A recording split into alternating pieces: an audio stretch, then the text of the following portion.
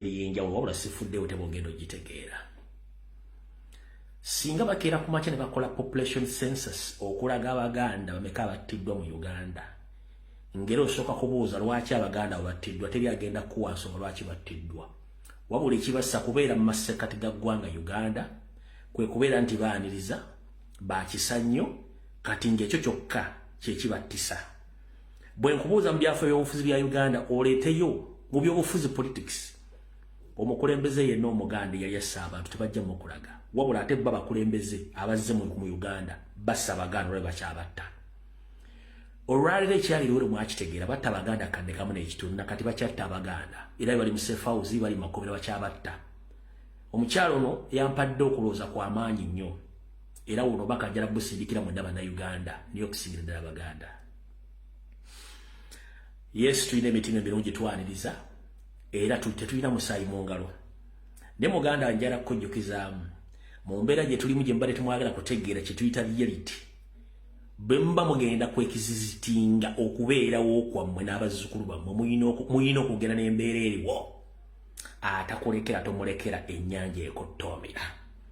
Mukadde bamukutte ne bamutta ne bamukumako omuliro bantu ne badduka ne bagenda teri awondera. Abaana bangi babasse teri awondera.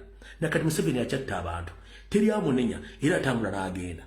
Wabula gwe ne bw'omanyi omuntu ali ku kyalo nga yawamba batosobola mukolako wadde obulabe. Bobanga boba bakiwandika nti Museveni has to kill people.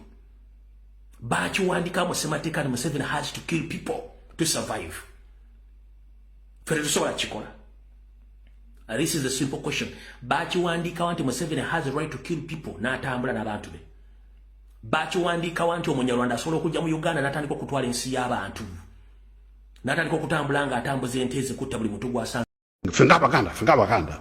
We shall crush those enemies as we have done in the past.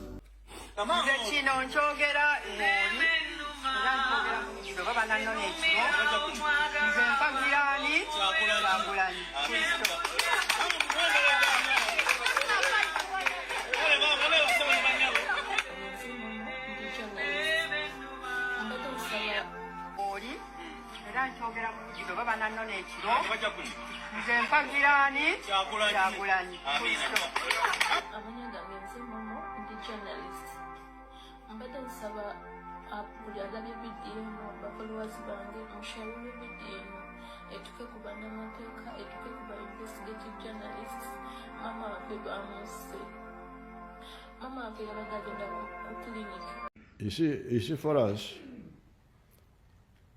in the NRA,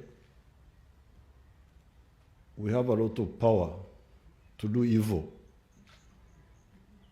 to kill, big capacity to kill people. As the top leaders of the movement, we humbly take full responsibility of all the mistakes made by ourselves, our agents, and representatives. We therefore stand here to repent and ask for your forgiveness and forgiveness of especially the people of Uganda and the whole country. For restoration and favor. Lord, restore the favor that we had with them in the beginning. Bring healing to their hearts.